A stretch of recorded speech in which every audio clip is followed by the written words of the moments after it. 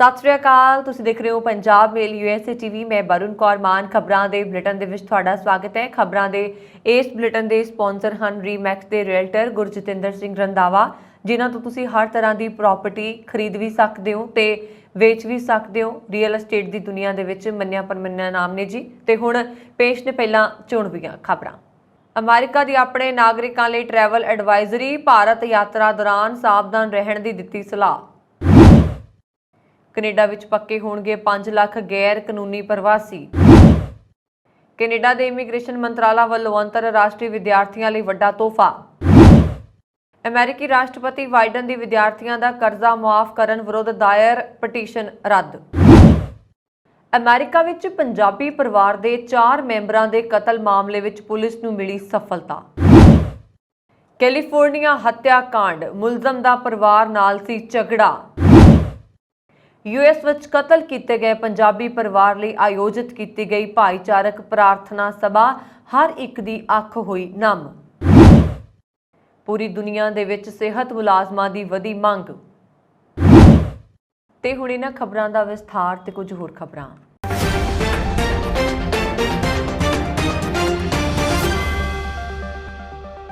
America ਨੇ ਸ਼ੁੱਕਰਵਾਰ ਨੂੰ ਅਪਰਾਧ ਅਤੇ ਅੱਤਵਾਦ ਦੇ ਮੱਦੇਨਜ਼ਰ ਆਪਣੇ ਨਾਗਰਿਕਾਂ ਨੂੰ ਭਾਰਤ ਦੀ ਯਾਤਰਾ ਦੌਰਾਨ ਵਧੇਰੇ ਸਾਵਧਾਨ ਰਹਿਣ ਲਈ ਕਿਹਾ ਅਤੇ ਉਹਨਾਂ ਨੂੰ ਕੇਂਦਰ ਸ਼ਾਸਤ ਪ੍ਰਦੇਸ਼ ਜੰਮੂ ਕਸ਼ਮੀਰ ਦੀ ਯਾਤਰਾ ਨਾ ਕਰਨ ਦੀ ਸਲਾਹ ਦਿੱਤੀ।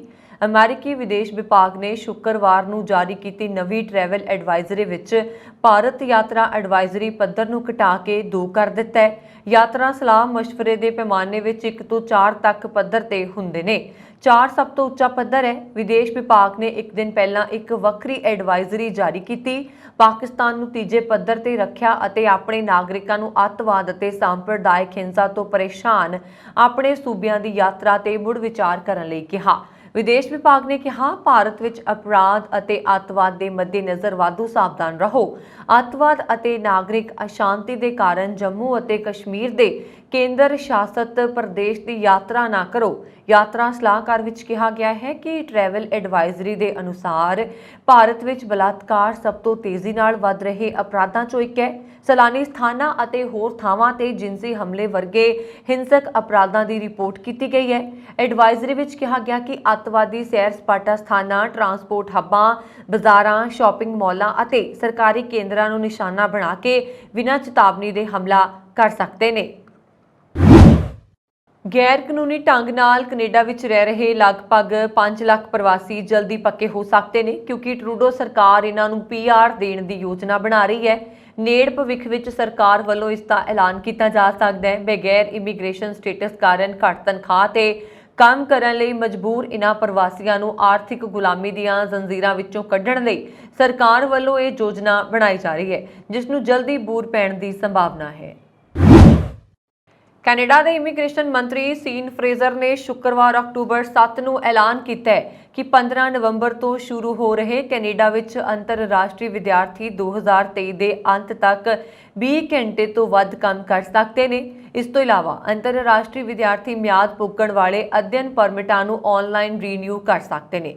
ਲਿਬਰਲ ਸਰਕਾਰ ਕੈਨੇਡਾ ਦੀ ਲੇਬਰ ਦੀ ਘਾਟ ਨੂੰ ਪੂਰਾ ਕਰਨ ਦੇ ਯਤਨ ਵਿੱਚ ਅੰਤਰਰਾਸ਼ਟਰੀ ਵਿਦਿਆਰਥੀਆਂ ਨੂੰ ਹਰ ਹਫ਼ਤੇ ਕੈਂਪਸ ਤੋਂ ਬਾਹਰ ਕੰਮ ਕਰਨ ਦੀ ਆਗਿਆ ਦੇਣ ਵਾਲੇ ਘੰਟਿਆਂ ਦੀ ਸੀਮਾ ਨੂੰ ਹਟਾ ਰਹੀ ਹੈ। ਇਮੀਗ੍ਰੇਸ਼ਨ ਮੰਤਰੀ ਨੇ ਕਿਹਾ ਕਿ ਇੱਕ ਪਾਇਲਟ ਪ੍ਰੋਜੈਕਟ ਹੈ ਜੋ 15 ਨਵੰਬਰ 2022 ਤੋਂ 31 ਦਸੰਬਰ 2023 ਤੱਕ ਚੱਲੇਗਾ, ਜਿਸ ਰਾਹੀਂ ਕੈਨੇਡਾ ਵਿੱਚ ਲੇਬਰ ਦੀ ਆ ਰਹੀ ਸਮੱਸਿਆ ਨੂੰ ਕਿਸੇ ਹੱਦ ਤੱਕ ਪੂਰਾ ਕੀਤਾ ਜਾਏਗਾ। ਕੈਨੇਡਾ ਵਿੱਚ ਅੰਤਰਰਾਸ਼ਟਰੀ ਵਿਦਿਆਰਥੀ ਜੋ ਪਹਿਲਾਂ ਆਪਣੇ ਅਧਿਐਨ ਪਰਮਿਟਾਂ ਦੀਆਂ ਸ਼ਰਤਾਂ ਦੇ ਤਹਿਤ ਕੈਂਪਸ ਤੋਂ ਬਾਹਰ ਕੰਮ ਕਰਨ ਲਈ ਅਧਿਕਾਰਤ ਨੇ, ਉਹ ਪੜ੍ਹਾਈ ਤੋਂ ਬਾਅਦ 20 ਘੰਟੇ ਕੰਮ ਕਰ ਸਕਦੇ ਨੇ, ਪਰ ਹੁਣ ਉਹ ਆਪਣੀ ਮਰਜ਼ੀ ਮੁਤਾਬਕ ਵੀ ਕੰਮ ਕਰ ਸਕਦੇ ਨੇ। ਫਰੇਜ਼ਰ ਦਾ ਅਨੁਮਾਨ ਹੈ ਕਿ ਲਗਭਗ 5 ਲੱਖ ਵਿਦਿਆਰਥੀ ਇਸ ਖੁੱਲ੍ਹ ਤੋਂ ਲਾਭ ਲੈ ਸਕਣਗੇ। Advocacy group migrant workers alliance for change ਨੇ ਸ਼ੁੱਕਰਵਾਰ ਨੂੰ ਇਹ ਪ੍ਰੈਸ ਰਿਲੀਜ਼ ਵਿੱਚ ਕਿਹਾ ਕਿ ਉਹ ਅੰਤਰਰਾਸ਼ਟਰੀ ਵਿਦਿਆਰਥੀ ਜੋਬਨਦੀਪ ਸਿੰਘ ਸੰਧੂ ਨੂੰ 2019 ਵਿੱਚ ਗ੍ਰਿਫਤਾਰ ਕੀਤੇ ਜਾਣ ਤੋਂ ਬਾਅਦ ਤੋਂ 20 ਘੰਟੇ ਦੀ ਕੰਮ ਸੀਮਾ ਦੇ ਵਿਰੁੱਧ ਸੰਗਠਿਤ ਕਰ ਰਿਹਾ ਹੈ ਅਤੇ ਅੰਤ ਵਿੱਚ ਸਕੂਲ ਦੇ ਬਾਹਰ ਬਹੁਤ ਜ਼ਿਆਦਾ ਘੰਟੇ ਕੰਮ ਕਰਨ ਲਈ ਡਿਪੋਰਟ ਕੀਤਾ ਗਿਆ ਸੀ। Canadian alliance of student association ਦੇ ਬੋਰਡ ਆਫ ਡਾਇਰੈਕਟਰਸ ਦੇ ਚੇਅਰਮੈਨ ਕ੍ਰਿਸ਼ਨ ਚੀਅਨ ਫੋਟੈਂਗ ਨੇ ਦੱਸਿਆ ਕਿ ਇਹ ਤਬਦੀਲੀ ਇੱਕ ਸਵਾਗਤਯੋਗ ਪਹਿਲਾ ਕਦਮ ਹੈ। ਫੈਡਰਲ ਡਿਸਟ੍ਰਿਕਟ ਜੱਜ ਨੇ ਇੱਕ ਕੰਜ਼ਰਵੇਟਿਵ ਗਰੁੱਪ ਵੱਲੋਂ ਰਾਸ਼ਟਰਪਤੀ ਜੋ ਬਾਈਡਨ ਦੀ ਵਿਦਿਆਰਥੀਆਂ ਦਾ ਕਰਜ਼ਾ ਮੁਆਫ ਕਰਨ ਦੀ ਯੋਜਨਾ ਵਿਰੁੱਧ ਦਾਇਰ ਪਟੀਸ਼ਨ ਰੱਦ ਕਰ ਦਿੱਤੀ ਹੈ। ਦਾ Wisconsin Institute for Law and Liberty ਨੇ ਪਟੀਸ਼ਨ ਦਾਇਰ ਕਰਕੇ ਰਾਸ਼ਟਰਪਤੀ ਬਾਈਡਨ ਤੇ ਯੂਐਸ ਸਿੱਖਿਆ ਵਿਭਾਗ ਦੇ ਅਧਿਕਾਰੀਆਂ ਦੇ ਕਰਜ਼ਾ ਮੁਆਫ ਕਰਨ ਦੇ ਫੈਸਲੇ ਨੂੰ ਚੁਣੌਤੀ ਦਿੰਦਿਆਂ ਦਲੀਲ ਦਿੱਤੀ ਸੀ ਕਿ ਵਿਦਿਆਰਥੀਆਂ ਦੇ $20,000 ਤੱਕ ਦਾ ਕਰਜ਼ਾ ਮੁਆਫ ਕਰਨ ਦੀ ਯੋਜਨਾ ਰਾਹੀਂ ਲੱਖਾਂ ਕਰੋੜਾਂ ਹੋਰ ਕਰਜ਼ਦਾਰਾਂ ਨਾਲ ਧੋਖਾ ਕੀਤਾ ਗਿਆ। ਇਸ ਪਟੀਸ਼ਨ ਨੇ ਕੌਮੀ ਪੱਧਰ ਉੱਪਰ ਲੋਕਾਂ ਦਾ ਧਿਆਨ ਖਿੱਚਿਆ ਸੀ, ਜਿਸ ਪਟੀਸ਼ਨ ਵਿੱਚ ਕਰਜ਼ਾ ਮੁਆਫੀ ਯੋਜਨਾ ਰਹੀ ਨਸਲਵਾਦ ਮੁੱਦੇ ਨੂੰ ਵਰਤਣ ਦੀ ਗੱਲ ਵੀ ਕਹੀ ਗਈ ਸੀ। ਵਾਈਟ ਹਾਊਸ ਨੇ ਕਿਹਾ ਕਿ ਕਰਜ਼ਾ ਮੁਆਫੀ ਯੋਜਨਾ ਨਸਲੀ ਧਨ ਦੌਲਤ ਪਾੜਾ ਘਟਾਏਗੀ ਤੇ ਨਸਲੀ ਸਮਾਨਤਾ ਪੈਦਾ ਹੋਏਗੀ। ਪਟੀਸ਼ਨਕਰਤਾ ਨੇ ਇਸ ਵਿਰੁੱਧ ਦਲੀਲ ਦਿੱਤੀ ਹੈ ਕਿ ਇਸ ਯੋਜਨਾ ਰਾਹੀਂ ਹਰ ਇੱਕ ਲਈ ਬਰਾਬਰ ਸੰਵਿਧਾਨਕ ਸੁਰੱਖਿਆ ਗਾਰੰਟੀ ਦੀ ਉਲੰਘਣਾ ਕੀਤੀ ਗਈ ਹੈ। ਪਟੀਸ਼ਨਕਰਤਾਵਾਂ ਨੇ ਜੱਜ ਦੇ ਫੈਸਲੇ ਨੂੰ ਚੁਣੌਤੀ ਦੇਣ ਦਾ ਫੈਸਲਾ ਕੀਤਾ ਹੈ। ਅਮਰੀਕਾ ਦੇ ਕੈਲੀਫੋਰਨੀਆ ਸੂਬੇ ਵਿੱਚ ਟਾਂਡਾ ਦੇ ਪਿੰਡ ਹਰਸੀ ਪਿੰਡ ਨਾਲ ਸੰਬੰਧਿਤ ਪਰਿਵਾਰ ਦੇ 4 ਮੈਂਬਰਾਂ ਨੂੰ ਅਗਵਾ ਕਰਕੇ ਕਤਲ ਕਰਨ ਦੇ ਦੋਸ਼ ਵਿੱਚ ਗ੍ਰਿਫਤਾਰ ਕੀਤੇ ਗਏ ਮੁਲਜ਼ਮ ਦੇ ਭਰਾ ਨੂੰ ਵੀ ਉੱਥੋਂ ਦੀ ਸਥਾਨਕ ਪੁਲਿਸ ਨੇ ਗ੍ਰਿਫਤਾਰ ਕਰ ਲਿਆ, ਜਿਸ ਤੇ ਅਪਰਾਧਿਕ ਸਾਜ਼ਿਸ਼ ਰਚਣ ਅਤੇ ਸਬੂਤ ਮਿਟਾਉਣ ਦੇ ਦੋਸ਼ ਲੱਗੇ ਨੇ। ਇਹ ਜਾਣਕਾਰੀ ਜਾਂਚ ਕਰ ਰਹੇ ਮਰਸਡ ਕਾਉਂਟੀ ਸ਼ੈਰਿਫ ਦੇ ਦਫ਼ਤਰ ਨੇ ਆਪਣੇ ਫੇਸਬੁੱਕ ਪੇਜ ਤੇ ਸ਼ੇਅਰ ਕੀਤੀ ਹੈ, ਜਿਸ ਵਿੱਚ ਦੱਸਿਆ ਗਿਆ ਹੈ ਕਿ ਬੀਤੀ ਸ਼ਾਮ ਮਰਸਡ ਕਾਉਂਟੀ ਸ਼ੈਰਿਫ ਦੇ ਦਫ਼ਤਰ ਨੇ ਕੈਲੀਫੋਰਨੀਆ ਦੇ ਨਿਆਂ ਵਿਭਾਗ ਦੇ ਸਹਿਯੋਗ ਨਾਲ ਅਲਬਰਟੋ ਸਾਲਗਾਡੋ ਨੂੰ ਮਰਸਡ ਕਾਉਂਟੀ ਵਿੱਚ ਗ੍ਰਿਫਤਾਰ ਕੀਤਾ ਸੀ ਔਰ ਅਲਬਰਟੋ ਸਾਲਗਾਡੋ ਮੁੱਖ ਮੁਲਜ਼ਮ ਜ਼ੀਸ ਮੈਨੂਅਲ ਸਾਲਗਾਡੋ ਦਾ ਭਰਾ ਹੀ ਹੈ, ਜਿਸ ਤੇ ਆਰੋਹੀ ਢੇਰੀ ਜਸਲੀਨ ਕੌਰ, ਜਸਦੀਪ ਸਿੰਘ ਤੇ ਅਮਨਦੀਪ ਸਿੰਘ ਨੂੰ ਅਗਵਾ ਕਰਕੇ ਕਤਲ ਕਰਨ ਦਾ ਸ਼ੱਕ ਹੈ। ਅਲਬਰਟੋ ਸਾਲਗਾਡੋ ਨੂੰ ਅਪਰਾਧਿਕ ਸਾਜ਼ਿਸ਼, ਮਦਦ ਕਰਨ ਅਤੇ ਸਬੂਤ ਨਸ਼ਟ ਕਰਨ ਦੇ ਦੋਸ਼ਾਂ ਤਹਿਤ ਗ੍ਰਿਫਤਾਰ ਕੀਤਾ ਗਿਆ ਹੈ। ਅਮਰੀਕੀ ਰਾਜ ਕੈਲੀਫੋਰਨੀਆ ਵਿੱਚ ਸਿੱਖ ਪਰਿਵਾਰ ਨੂੰ ਅਗਵਾ ਕਰਕੇ ਉਹਨਾਂ ਦੀ ਹੱਤਿਆ ਕਰਨ ਵਾਲਾ ਵਿਅਕਤੀ ਪਰਿਵਾਰ ਦੇ ਟਰੱਕਾਂ ਦੇ ਕਾਰੋਬਾਰ ਨਾਲ ਜੁੜਿਆ ਤੇ ਉਹਨਾਂ ਲਈ ਕੰਮ ਵੀ ਕਰਦਾ ਸੀ। ਇੱਕ ਰਿਸ਼ਤੇਦਾਰ ਨੇ ਦੱਸਿਆ ਹੈ ਕਿ ਮੁਲਜ਼ਮ ਦਾ ਪਰਿਵਾਰ ਨਾਲ ਲੰਬੇ ਸਮੇਂ ਤੋਂ ਝਗੜਾ ਸੀ ਤੇ ਮਗਰੋਂ ਤਕਰਾਰ ਕਾਫੀ ਵੱਧ ਗਈ। ਇਹੀ ਕਤਲ ਦਾ ਕਾਰਨ ਬਣਿਆ। ਉਹਨਾਂ ਨੇ ਦੱਸਿਆ ਕਿ 8 ਮਹੀਨਿਆਂ ਦੀ ਬੱਚੀ ਨੂੰ ਉਸਨੇ ਵਾਰਦਾਤ ਮਗਰੋਂ ਮ੍ਰਿਤਕਾਂ ਕੋਲ ਹੀ ਛੱਡ ਦਿੱਤਾ ਤੇ ਉਸ ਦੀ ਮੌਤ ਮਗਰੋਂ ਹੋਰ ਕਾਰਨਾਂ ਕਰਕੇ ਹੋਈ ਹੈ। ਪਰਿਵਾਰ ਨੂੰ ਉਹਨਾਂ ਦੇ ਟਰੱਕਿੰਗ ਕਾਰੋਬਾਰ ਦੇ ਦਫ਼ਤਰ ਤੋਂ ਹੀ ਅਗਵਾ ਕੀਤਾ ਗਿਆ ਸੀ ਤੇ ਇਸ ਦੀ ਇੱਕ ਵੀਡੀਓ ਵੀ ਪੁਲਿਸ ਨੇ ਰਿਲੀਜ਼ ਕੀਤੀ ਸੀ। ਮੁਲਜ਼ਮ ਜੀਸਸ ਮੈਨੂਅਲ ਨੂੰ ਪੁਲਿਸ ਨੇ ਵੀਰਵਾਰ ਹੱਤਿਆ ਤੇ ਅਗਵਾ ਦੇ ਦੋਸ਼ਾਂ ਹੇਠ ਗ੍ਰਿਫਤਾਰ ਕੀਤਾ ਸੀ ਔਰ ਪੁਲਿਸ ਨੇ ਕਿਹਾ ਸੀ ਕਿ ਪਹਿਲਾਂ ਵੀ ਇੱਕ ਮਾਮਲੇ ਦੇ ਵਿੱਚ ਦੋਸ਼ੀ ਠਹਿਰਾਇਆ ਜਾ ਚੁੱਕਾ ਹੈ। ਪਹਿਲਾਂ ਲੁੱਟ-ਖੋਹ ਦੇ ਇੱਕ ਕੇਸ ਵਿੱਚ ਸਜ਼ਾ ਹੋ ਚੁੱਕੀ ਹੈ। 2015 ਵਿੱਚ ਰਿਹਾ ਹੋਇਆ ਸੀ। ਗ੍ਰਿਫਤਾਰੀ ਤੋਂ ਪਹਿਲਾਂ ਉਸਨੇ ਆਪਣੀ ਜਾਨ ਲੈਣ ਦੀ ਵੀ ਕੋਸ਼ਿਸ਼ ਕੀਤੀ ਸੀ। ਪੀੜਤ ਪਰਿਵਾਰ ਦੇ ਰਿਸ਼ਤੇਦਾਰਾਂ ਨੇ ਦੱਸਿਆ ਕਿ ਉਹ ਉਹਨਾਂ ਦੀ ਕੰਪਨੀ ਦਾ ਟਰੱਕ ਚਲਾਉਂਦਾ ਰਿਹਾ। ਪਰਿਵਾਰ ਦਾ ਉਸ ਦੇ ਨਾਲ ਝਗੜਾ ਹੋ ਗਿਆ ਤੇ ਉਸਨੇ ਕੰਮ ਛੱਡ ਦਿੱਤਾ। ਸਥਾਨਕ ਪੁਲਿਸ ਨੇ ਸ਼ੱਕ ਜ਼ਾਹਿਰ ਕੀਤਾ ਹੈ ਕਿ ਅਗਵਾ ਤੇ ਹੱਤਿਆਵਾਂ ਵਿੱਚ ਇੱਕ ਹੋਰ ਵਿਅਕਤੀ ਵੀ ਸ਼ਾਮਲ ਹੋ ਸਕਦਾ ਹੈ, ਪਰ ਜਾਂਚਕਰਤਾ ਅਜੇ ਸਬੂਤ ਇਕੱਠੇ ਕਰ ਰਹੇ ਨੇ ਔਰ ਉਸਦੇ ਮੁੱਖ ਮੁਲਜ਼ਮ ਦੇ ਭਰਾ ਨੂੰ ਵੀ ਗ੍ਰਿਫਤਾਰ ਕੀਤਾ ਜਾ ਚੁੱਕਿਆ ਹੈ। ਮਰਸਡ ਸ਼ਹਿਰ ਵਿੱਚ ਕਤਲ ਕੀਤੇ ਗਏ ਪੰਜਾਬੀ ਪਰਿਵਾਰ ਦੇ 4 ਮੈਂਬਰਾਂ ਨੂੰ ਸ਼ਰਧਾਂਜਲੀ ਦੇਣ ਦੇ ਲਈ 6 ਅਕਤੂਬਰ ਤੋਂ 9 ਅਕਤੂਬਰ ਸ਼ਾਮ 7 ਵਜੇ ਤੱਕ ਮੋਮਬੱਤੀਆਂ ਬਾਲ ਕੇ ਪ੍ਰਾਰਥਨਾ ਸਭਾ ਦਾ ਆਯੋਜਨ ਕੀਤਾ ਗਿਆ ਅਤੇ ਇਸੇ ਕੜੀ ਵਿੱਚ ਵੀਰਵਾਰ ਨੂੰ ਪਹਿਲੀ ਪ੍ਰਾਰਥਨਾ ਸਭਾ ਦਾ ਆਯੋਜਨ ਕੀਤਾ ਗਿਆ। ਇਸ ਪ੍ਰਾਰਥਨਾ ਸਭਾ ਵਿੱਚ ਵੱਖ-ਵੱਖ ਭਾਈਚਾਰਿਆਂ ਦੇ ਸੈਂਕੜੇ ਲੋਕ ਸ਼ਾਮਲ ਹੋ ਕੇ ਨਮ ਅੱਖਾਂ ਨਾਲ ਸ਼ਰਧਾਂਜਲੀ ਦੇ ਰਹੇ ਨੇ। ਸੈਨ ਫਰਾਂਸਿਸਕੋ ਕ੍ਰੋਨਿਕਲ ਅਖਬਾਰ ਦੇ ਅਨੁਸਾਰ ਵੀਰਵਾਰ ਨੂੰ ਸ਼ਹਿਰ ਦੇ ਮੱਧ ਵਿੱਚ ਬੋਟ ਹਾਰਟ ਚੌਂਕ ਤੇ ਆਯੋਜਿਤ ਪ੍ਰਾਰਥਨਾ ਸਭਾ ਵਿੱਚ ਨੌਜਵਾਨ, ਬਜ਼ੁਰਗ, ਲਾਤੀਨੀ, ਗੈਰ ਗੋਰੇ, ਸਿੱਖ ਗੋਰੇ, ਅਮੀਰ, ਗਰੀਬ ਸਮੇਤ ਹਰ ਵਰਗ ਦੇ ਲੋਕ ਸ਼ਾਮਲ ਹੋਏ ਅਤੇ ਸਿੰਘ ਅਤੇ ਕੌਰ ਪਰਿਵਾਰ ਦੇ ਪ੍ਰਤੀ ਇਕਜੁੱਟਤਾ ਪ੍ਰਗਟ ਕੀਤੀ। ਇਸ ਦੌਰਾਨ ਪੰਜਾਬੀ, ਸਪੈਨਿਸ਼ ਅਤੇ ਅੰਗਰੇਜ਼ੀ ਵਿੱਚ ਪ੍ਰਾਰਥਨਾ ਕੀਤੀ ਗਈ। ਅਖਬਾਰ ਦੇ ਅਨੁਸਾਰ ਕ੍ਰਿਸਚੀਅਨ ਲਾਈਫ ਸੈਂਟਰ ਦੇ ਪਾਦਰੀ ਸੀਜ਼ਰ ਨੇ ਪ੍ਰਾਰਥਨਾ ਕਰਦੇ ਹੋਏ ਕਿਹਾ ਕਿ ਈਸ਼ਵਰ ਮਾਸੂਮ ਜਾਨਾਂ ਲਈਆਂ ਗਈਆਂ ਹਨ ਅਤੇ ਸਾਨੂੰ ਸਮਝ ਨਹੀਂ ਆ ਰਹੀ ਹੈ। ਈਸ਼ਵਰ ਸਾਨੂੰ ਤਾਕਤ ਦਿਓ। ਉਹ ਜਨਤਕ ਤੌਰ ਤੇ ਰੋਂਦੇ ਦਿਖਾਈ ਦਿੱਤੇ। ਕੋਰੋਨਾ ਮਹਾਮਾਰੀ ਦੇ ਗੰਭੀਰ ਦੌਰ ਤੋਂ ਬਾਅਦ ਦੁਨੀਆ ਦੇ ਵੱਡੇ ਦੇਸ਼ ਹੁਣ ਸਿਹਤ ਕਰਮਚਾਰੀਆਂ ਅਤੇ ਖਾਸ ਤੌਰ ਤੇ ਨਰਸਾਂ ਦੀ ਭਾਰੀ ਕਮੀ ਦੀ ਚੁਣੌਤੀ ਦਾ ਸਾਹਮਣਾ ਕਰ ਰਹੇ ਨੇ। ਕਈ ਸਿਹਤ ਕਰਮਚਾਰੀਆਂ ਨੇ ਕੈਰੀਅਰ ਦੌਰਾਨ ਜ਼ਿਆਦਾ ਕੰਮ, ਘੱਟ ਤਨਖਾਹ ਤੋਂ ਤੰਗ ਆ ਕੇ ਆਪਣੀ ਨੌਕਰੀ ਛੱਡ ਦਿੱਤੀ। ਹੁਣ ਜਦੋਂ ਦੁਨੀਆ ਭਰ ਵਿੱਚ ਅੰਦੋਲਨ ਸ਼ੁਰੂ ਹੋ ਗਿਆ, ਨਰਸਾਂ ਨੂੰ ਜਰਮਨੀ ਤੋਂ ਸੰਯੁਕਤ ਅਰਬ ਅਮੀਰਾਤ ਅਤੇ ਸਿੰਗਾਪੁਰ ਵਿੱਚ ਵੀਜ਼ੇ ਅਤੇ ਬਿਹਤਰ ਤਨਖਾਹ ਦੀ ਪੇਸ਼ਕਸ਼ ਕੀਤੀ ਜਾ ਰਹੀ ਹੈ।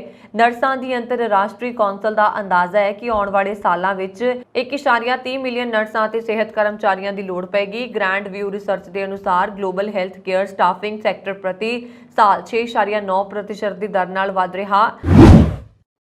ਅਮਰੀਕਾ ਦੇ ਸ਼ਹਿਰ ਲਾਸ ਵੇਗਾਸ ਸਟ੍ਰਿਪ ਵਿੱਚ ਬਿਨਾਂ ਕਿਸੇ ਭੜਕਾਹਟ ਦੇ ਇੱਕ ਵਿਅਕਤੀ ਨੇ ਚਾਕੂ ਨਾਲ ਹਮਲਾ ਕਰਕੇ 2 ਵਿਅਕਤੀਆਂ ਦੀ ਹੱਤਿਆ ਕਰ ਦਿੱਤੀ ਹੈ ਤੇ 6 ਹੋਰਨਾਂ ਨੂੰ ਜ਼ਖਮੀ ਕਰ ਦਿੱਤਾ ਹੈ।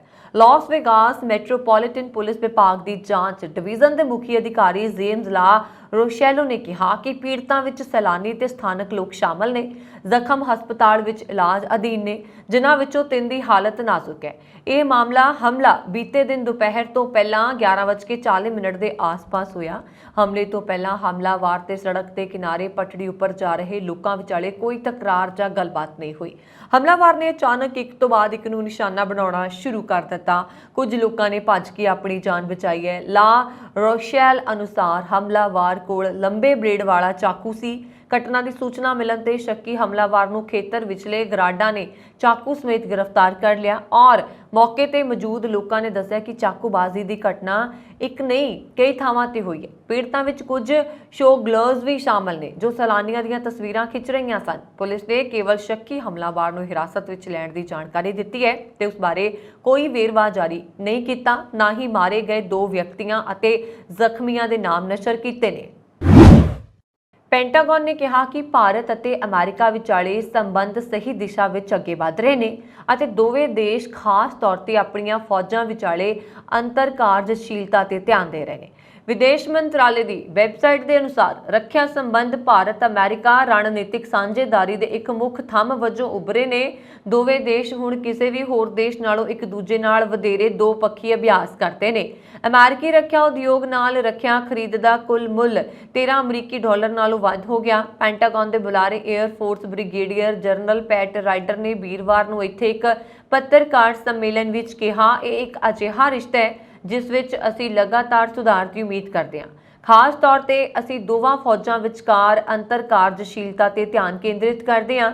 ਇੱਕ ਸਵਾਲ ਦੇ ਜਵਾਬ ਵਿੱਚ ਉਹਨਾਂ ਨੇ ਕਿਹਾ ਕਿ ਮੈਨੂੰ ਲੱਗਦਾ ਹੈ ਕਿ ਇਹ ਸਹੀ ਦਿਸ਼ਾ 'ਚ ਵਧ ਰਿਹਾ। ਵਿਦੇਸ਼ ਮੰਤਰਾਲਾ ਦੇ ਅਨੁਸਾਰ ਜੂਨ 2016 ਵਿੱਚ ਪ੍ਰਧਾਨ ਮੰਤਰੀ ਨਰਿੰਦਰ ਮੋਦੀ ਦੀ ਅਮਰੀਕੀ ਫੇਰੀ ਦੌਰਾਨ ਵਾਸ਼ਿੰਗਟਨ ਨੇ ਭਾਰਤ ਨੂੰ ਇੱਕ ਪ੍ਰਮੁੱਖ ਰੱਖਿਆ ਭਾਈਵਾਲ ਵਜੋਂ ਮਾਨਤਾ ਦਿੱਤੀ ਸੀ। ਇਸ ਦੇ ਨਾਲ ਹੀ ਅਮਰੀਕਾ ਭਾਰਤ ਦੇ ਸਭ ਤੋਂ ਨਜ਼ਦੀਕੀ ਸਹਿਯੋਗੀਆਂ ਅਤੇ ਭਾਈਵਾਲ ਵਜੋਂ ਰੱਖਿਆ ਉਤਪਾਦਨ ਅਤੇ ਉਦਯੋਗ ਦੇ ਖੇਤਰ ਵਿੱਚ ਟੈਕਨੋਲੋਜੀ ਸਾਂਝਾ ਕਰਨ ਦੇ ਲਈ ਪ੍ਰਤੀ ਵਚਨਬੱਧਤਾ ਵੀ ਦਿਖਾਈ। ਅਮਰੀਕਾ ਦੇ ਕੈਲੀਫੋਰਨੀਆ ਸੂਬੇ ਵਿੱਚ ਨਫ਼ਰਤੀ ਅਪਰਾਧ ਦੀਆਂ ਵੱਖ-ਵੱਖ ਘਟਨਾਵਾਂ ਤਹਿਤ ਇੱਕ ਵਿਅਕਤੀ ਨੇ ਘੱਟੋ-ਘੱਟ ਅਜਿਹੀਆਂ 14 ਹਿੰਦੂ ਔਰਤਾਂ ਉੱਤੇ ਹਮਲੇ ਕੀਤੇ ਜਿਨ੍ਹਾਂ ਨੇ ਸਾੜੀ ਜਾਂ ਕੋਈ ਹੋਰ ਰਵਾਇਤੀ ਪੋਸ਼ਾਕ ਪਾਈ ਹੋਈ ਸੀ, ਬਿੰਦੀ ਲਗਾਈ ਹੋਈ ਸੀ ਅਤੇ ਗਹਿਣੇ ਪਾਏ ਹੋਏ ਸਨ। ਸਾਂਤਾ ਕਲਾਰਾ ਕਾਉਂਟੀ ਦੇ ਜ਼ਿਲ੍ਹਾ ਅਟਾਰਨੀ ਦਫ਼ਤਰ ਦੇ ਅਨੁਸਾਰ 37 ਸਾਲਾ ਲੈਂਥਨ ਜੌਨਸਨ ਨੇ ਕਥਿਤ ਤੌਰ ਤੇ ਹਿੰਦੂ ਔਰਤਾਂ ਨੂੰ ਨਿਸ਼ਾਨਾ ਬਣਾਇਆ ਅਤੇ ਉਹਨਾਂ ਦੇ ਗਹਿਣੇ ਖੋਹ ਲਏ। ਹੁਣ ਅਧਿਕਾਰੀਆਂ ਨੇ ਦੱਸਿਆ ਹੈ ਕਿ ਇਹ ਪ੍ਰਕਿਰਿਆ ਜੂਨ ਵਿੱਚ ਸ਼ੁਰੂ ਹੋਈ ਸੀ ਤੇ ਕਰੀਬ 2 ਮਹੀਨੇ ਤੱਕ ਚੱਲੀ ਹੈ।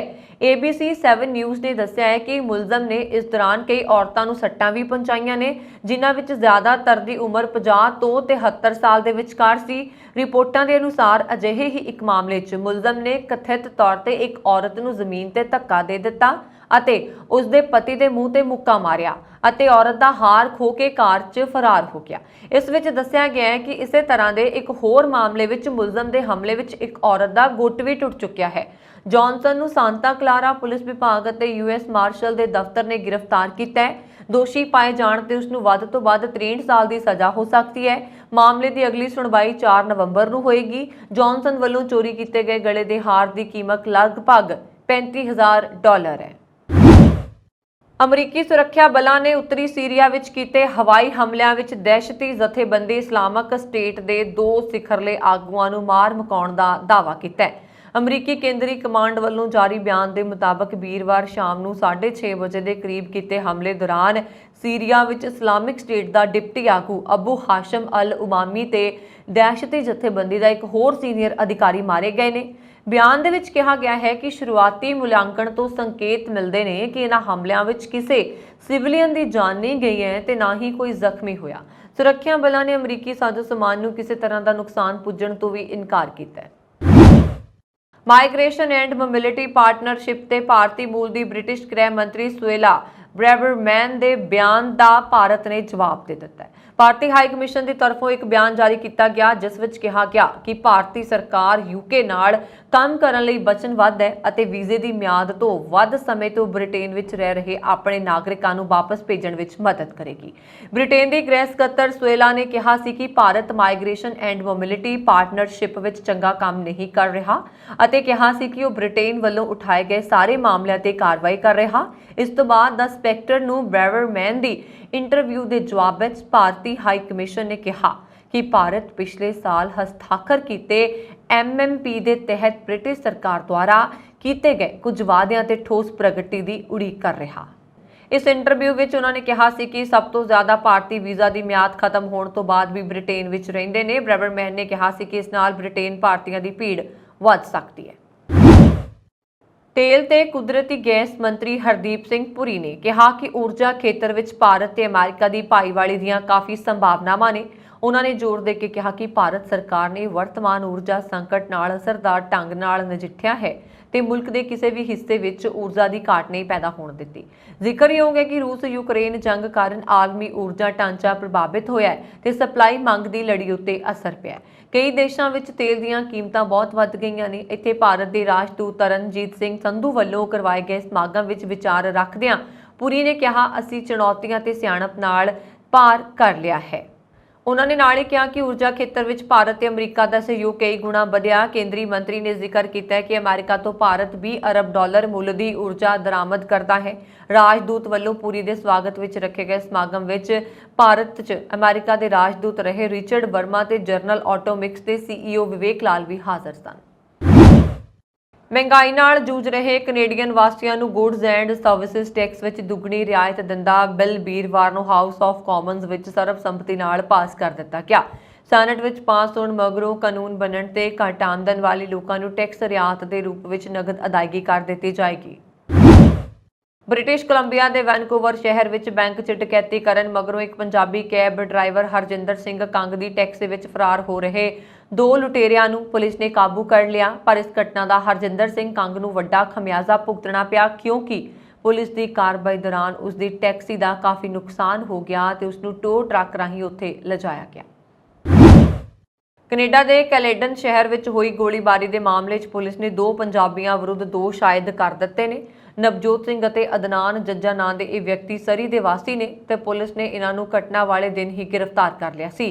ਕੈਲੇਡਨ ਦੀ ਓਨਟਾਰੀਓ ਪ੍ਰੋਵਿੰਸ਼ੀਅਲ ਪੁਲਿਸ ਦੇ ਅਧਿਕਾਰੀਆਂ ਨੇ ਦੱਸਿਆ ਕਿ ਬੀਤੀ 30 ਸਤੰਬਰ ਨੂੰ ਤੜਕੇ ਲਗਭਗ 4:19 ਤੇ ਕੈਲੇਡਨ ਦੇ ਓਲਡ ਸਕੂਲ ਰੋਡ ਤੇ ਗੋਲੀਬਾਰੀ ਹੋਣ ਸੰਬੰਧੀ ਸੂਚਨਾ ਮਿਲੀ ਸੀ। ਭਾਰਤ ਨੇ ਇਸਲਾਮਾਬਾਦ ਵਿੱਚ ਅਮਰੀਕੀ ਰਾਜਦੂਤ ਡੋਨਾਲਡ ਬਲੂਮ ਦੀ ਮਕਬੂਜ਼ਾ ਕਸ਼ਮੀਰ ਫੇਰੀ ਬਾਰੇ ਅਮਰੀਕਾ ਕੋਲ ਆਪਣਾ ਉਜਰ ਦਰਜ ਕਰਵਾ ਦਿੱਤਾ ਹੈ। ਭਾਰਤ ਦੇ ਰਾਜਦੂਤ ਵੱਲੋਂ ਉੱਥੇ ਕੁਝ ਮੀਟਿੰਗਾਂ ਕਰਨ ਤੇ ਵੀ ਇਤਰਾਜ਼ ਕੀਤਾ ਹੈ। ਵਿਦੇਸ਼ ਮੰਤਰਾਲਾ ਦੇ ਤਰਜਮਾਨ ਅਰੰਦਮ ਬਗਾਚੀ ਨੇ ਕਿਹਾ, ਅਸੀਂ US ਰਾਜਦੂਤ ਦੀ ਮਕਬੂਜ਼ਾ ਕਸ਼ਮੀਰ ਵਿਚਲੀ ਫੇਰੀ ਤੇ ਉੱਥੇ ਮੀਟਿੰਗਾਂ ਕਰਨ ਬਾਰੇ ਆਪਣਾ ਇਤਰਾਜ਼ ਅਮਰੀਕਾ ਕੋਲ ਦਰਜ ਕਰ ਦਿੱਤਾ ਹੈ। ਇਸ ਸਾਲ ਅਪ੍ਰੈਲ ਵਿੱਚ ਅਮਰੀਕੀ ਕਾਂਗਰਸ ਦੀ ਮਹਿਲਾ ਮੈਂਬਰ ਇਲਹਾਨ ਉਮਰ ਵੱਲੋਂ ਮਕਬੂਜ਼ਾ ਕਸ਼ਮੀਰ ਦਾ ਦੌਰਾ ਕਰਨ ਤੇ ਵੀ ਭਾਰਤ ਨੇ ਤਿੱਖੀ ਪ੍ਰਤੀਕਿਰਿਆ ਦਿੱਤੀ ਸੀ। ਸ਼ੁੱਕਰਵਾਰ ਨੂੰ ਭਾਰਤ ਪਾਕਿਸਤਾਨ ਦੀ ਕੌਮਾਂਤਰੀ ਸਰਹੱਦ ਡੇਰਾ ਬਾਬਾ ਨਾਨਕ ਰਾਹੀਂ ਗੁਰਦੁਆਰਾ ਸ੍ਰੀ ਕਰਤਾਰਪੁਰ ਸਾਹਿਬ ਦੇ ਦਰਸ਼ਨ ਕਰਨ ਗਏ ਸ਼ਰਧਾਲੂਆਂ ਦੇ ਪਾਕਿਸਤਾਨ ਟਰਮੀਨਲ ਤੇ ਫੀਸ ਵਜੋਂ $20 ਪੁਰਾਣੇ ਡਾਲਰ ਨਾ ਚੱਲਣ ਕਾਰਨ ਪਰੇਸ਼ਾਨੀ ਦਾ ਸਾਹਮਣਾ ਕਰਨਾ ਪਿਆ। ਇਸ ਬਾਰੇ ਗੁਰਦੁਆਰਾ ਸ੍ਰੀ ਕਰਤਾਰਪੁਰ ਸਾਹਿਬ ਦੇ ਦਰਸ਼ਨ ਕਰਕੇ ਪਰਤੇ ਹਰਉਪਿੰਦਰਪਾਲ ਸਿੰਘ ਸੁੱਖਾ ਰਾਜੂ, ਬਾਬਾ ਨਰਿੰਦਰ ਸਿੰਘ ਸੁੱਖਾ ਰਾਜੂ ਆਦਿ ਨੇ ਦੱਸਿਆ ਹੈ ਕਿ ਉਹ ਆਪਣੇ ਪਰਿਵਾਰਾਂ ਸਮੇਤ ਸ਼ੁੱਕਰਵਾਰ ਨੂੰ ਡੇਰਾ ਬਾਬਾ ਨਾਨਕ ਪੈਸੇਂਜਰ ਟਰਮੀਨਲ ਤੋਂ ਸਿਹਤ ਕਰਮਚਾਰੀਆਂ ਕੋਲੋਂ ਪਲਸ ਪੋਲੀਓ ਬੂੰਦਾਂ ਪੀ ਕੇ ਗੁਰਦੁਆਰਾ ਸ੍ਰੀ ਕਰਤਾਰਪੁਰ ਸਾਹਿਬ ਦੇ ਦਰਸ਼ਨਾਂ ਲਈ ਰਵਾਨਾ ਹੋਏ ਸਨ। ਉਹਨਾਂ ਨੇ ਕਿਹਾ ਕਿ ਉਹ ਪਾਕਿਸਤਾਨ ਵੱਲੋਂ ਗੁਰਦੁਆਰਾ ਸ੍ਰੀ ਕਰਤਾਰਪੁਰ ਸਾਹਿਬ ਦੇ ਦਰਸ਼ਨਾਂ ਲਈ ਸ਼ਰਧਾਲੂਆਂ ਤੋਂ ਵਸੂਲੀ ਜਾ ਰਹੀ $20 ਫੀਸ ਜਮ੍ਹਾਂ ਕਰਵਾਉਣ ਲੱਗੇ ਤਾਂ ਪਾਕਿਸਤਾਨ ਟਰਮੀਨਲ ਤੇ ਤਾਇਨਾਤ ਅਧਿਕਾਰੀਆਂ ਨੇ ਉਹਨਾਂ ਵੱਲੋਂ ਲਿਆਂਦੇ ਗਏ 2005 ਤੋਂ ਪਹਿਲਾਂ ਵਾਲੇ ਪੁਰਾਣੇ $20 ਫੀਸ ਵਜੋਂ ਲੈਣ ਤੋਂ ਨਾ ਕਰ ਦਿੱਤੀ। ਉਹਨਾਂ ਨੇ ਦੱਸਿਆ ਕਿ ਜਿੱਥੇ ਗੁਰਦੁਆਰਾ ਸ੍ਰੀ ਕਰਤਾਰਪੁਰ ਸਾਹਿਬ ਦੇ ਦਰਸ਼ਨ ਕਰਨ ਦੇ ਲਈ ਭਾਰਤੀ ਕਰੰਸੀ $1600 ਵਸੂਲੀ ਜਾਂਦੀ ਸੀ, ਉੱਥੇ ਉਹਨਾਂ ਨੂੰ ਮਜਬੂਰੀ ਬਸ $2300 ਫੀਸ ਜਮ੍ਹਾਂ ਕਰਵਾਉਣੀ ਪਈ ਹੈ। ਉਹਨਾਂ ਨੇ ਭਾਰਤ ਤੇ ਪਾਕਿਸਤਾਨ ਦੀਆਂ ਸਰਕਾਰਾਂ ਤੋਂ ਮੰਗ ਕੀਤੀ ਹੈ ਕਿ $20 ਫੀਸ ਖਤਮ ਅਤੇ ਗੁਰਦੁਆਰਾ ਕਰਤਾਰਪੁਰ ਸਾਹਿਬ ਜਾਣ ਵਾਲੇ ਸ਼ਰਧਾਲੂਆਂ ਦੇ 2005 ਤੋਂ ਪਹਿਲਾਂ ਵਾਲੇ $20 ਵੀ ਲਏ ਜਾਣ।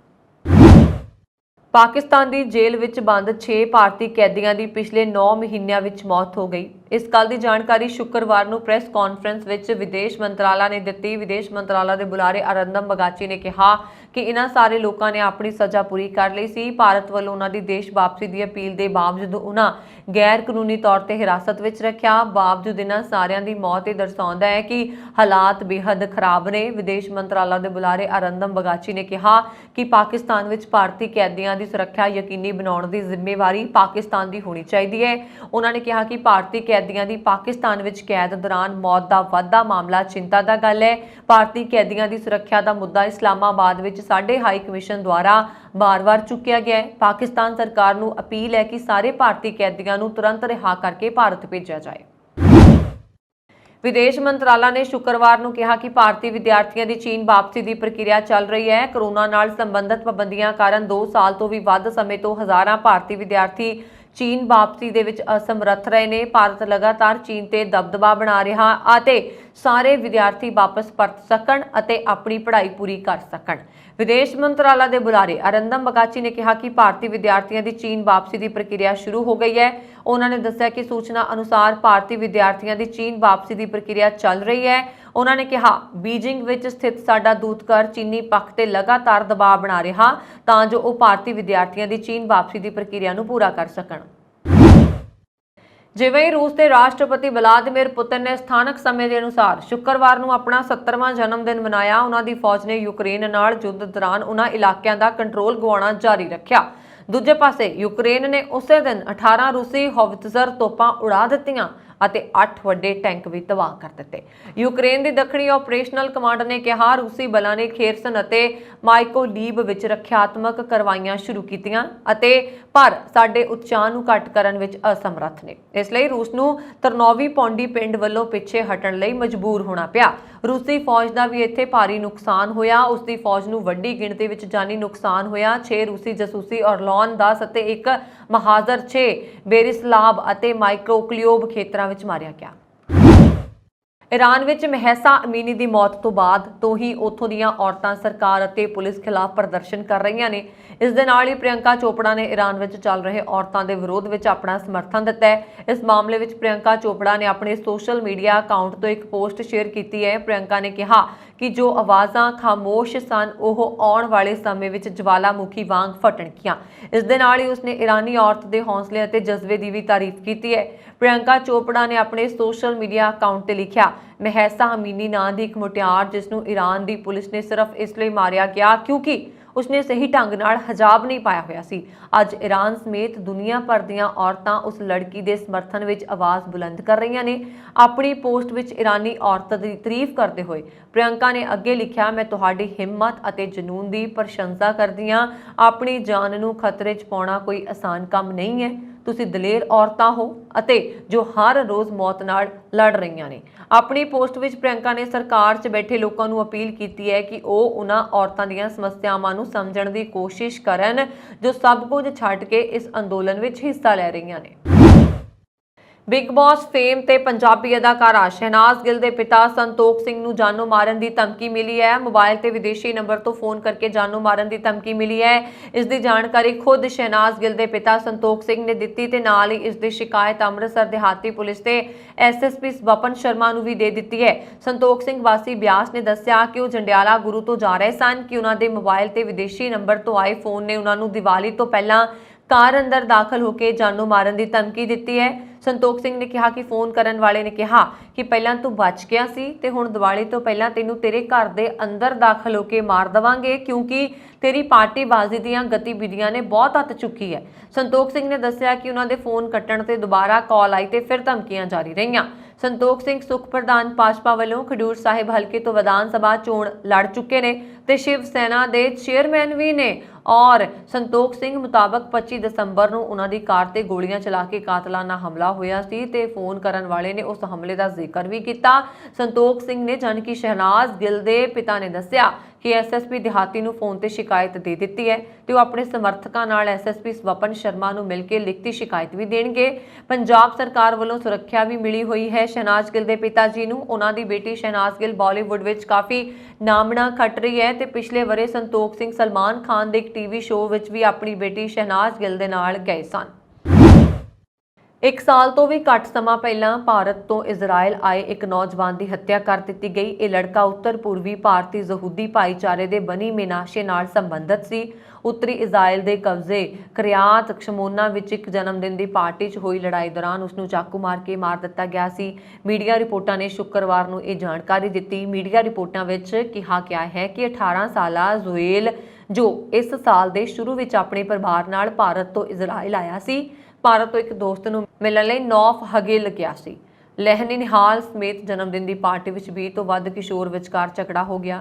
13 ਤੋਂ 15 ਸਾਲ ਦੀ ਉਮਰ ਦੇ 7 ਨੌਜਵਾਨਾਂ ਨੂੰ ਹਿਰਾਸਤ ਵਿੱਚ ਲੈ ਲਿਆ ਗਿਆ। ਜੇਕਰ ਤੁਸੀਂ ਵੀ ਕੁੱਤਾ ਬਿੱਲੀ ਪਾਲਣ ਦੇ ਸ਼ੌਕੀਨ ਹੋ ਅਤੇ ਉਹਨਾਂ ਨੂੰ ਹਮੇਸ਼ਾ ਆਪਣੇ ਕੋਲ ਰੱਖਣਾ ਚਾਹੁੰਦੇ ਹੋ ਤਾਂ ਇਹ ਖਬਰ ਤੁਹਾਡੇ ਲਈ ਹੈ। ਖਬਰ ਹੈ ਕਿ ਹੁਣ ਹਵਾਈ ਯਾਤਰਾ ਦੌਰਾਨ ਪਾਲਤੂ ਕੁੱਤਾ ਬਿੱਲੀ ਨੂੰ ਨਾਲ ਲਿਜਾ ਸਕੋਗੇ। ਇਸ ਦੀ ਸ਼ੁਰੂਆਤ ਭਾਰਤੀ 에ਅਰਲਾਈਨਸ ਆਕਾਸਾ 에ਅਰ ਵੱਲੋਂ ਕੀਤੀ ਜਾ ਰਹੀ ਹੈ। ਕੰਪਨੀ ਵੱਲੋਂ ਨਵੰਬਰ ਤੋਂ ਪਾਲਤੂ ਕੁੱਤੇ ਤੇ ਬਿੱਲੀ ਨੂੰ ਜਹਾਜ਼ ਨਾਲ ਲਿਜਾਣ ਦੀ ਪ੍ਰਵਾਨਗੀ ਦੇਣ ਦਾ ਫੈਸਲਾ ਕੀਤਾ। ਇਸ ਦੀ ਬੁਕਿੰਗ 15 ਅਕਤੂਬਰ ਤੋਂ ਸ਼ੁਰੂ ਹੋ ਜਾਏਗੀ। ਇਹਨਾਂ ਪਾਲਤੂ ਜਾਨਵਰਾਂ ਨੂੰ ਕੈਬਨ ਅਤੇ ਕਾਰਗੋ ਵਿੱਚ ਜਾਣ ਦੀ ਆਗਿਆ ਦਿੱਤੀ ਗਈ ਹੈ। 에ਅਰਲਾਈਨ ਦੇ CEO ਵਿਨੇ ਦਬੇ ਦਾ ਕਹਿਣਾ ਹੈ ਕਿ 에ਅਰਲਾਈਨ ਕੰਪਨੀ ਆਕਾਸਾ ਦਾ ਪ੍ਰਦਰਸ਼ਨ ਸ਼ੁਰੂਆਤੀ 60 ਦਿਨਾਂ 'ਚ ਸੰਤੋਖਜਨਕ ਰਿਹਾ। 에ਅਰਲਾਈਨ ਨੇ ਇਸ ਸਾਲ ਅਗਸਤ 'ਚ ਉਡਾਣਾਂ ਦੀ ਸ਼ੁਰੂਆਤ ਕੀਤੀ ਸੀ ਅਤੇ ਉਸ ਦੇ ਅਗਲੇ ਸਾਲ ਦੀ ਦੂਸਰੀ ਛਮਾਹੀ ਵਿੱਚ ਕੌਮਾਂਤਰੀ ਉਡਾਣਾਂ ਸ਼ੁਰੂ ਕਰਨ ਦੀ ਯੋਜਨਾ ਹੈ। ਕੰਪਨੀ ਦੇ ਕੋਲ 6 ਜਹਾਜ਼ ਨੇ ਅਤੇ ਚਾਲੂ ਵਿੱਤੀ ਸਾਲ ਦੇ ਅਖੀਰ ਤੱਕ ਇਸ ਕੋਲ ਕੁੱਲ 18 ਜਹਾਜ਼ਾਂ ਤੱਕ ਲਿਜਾਉਣ ਦੀ ਤਿਆਰੀ ਹੈ। ਦੁਬੇ ਨੇ ਕਿਹਾ ਕਿ ਕੰਪਨੀ ਨਵੇਂ ਨਿਵੇਸ਼ਕਾਂ ਦੀ ਭਾਲ 'ਚ ਹੈ। ਕੰਪਨੀ ਆਪਣੀਆਂ ਉਡਾਣਾਂ 'ਚ ਵਿਸਥਾਰ ਕਰ ਰਹੀ ਹੈ।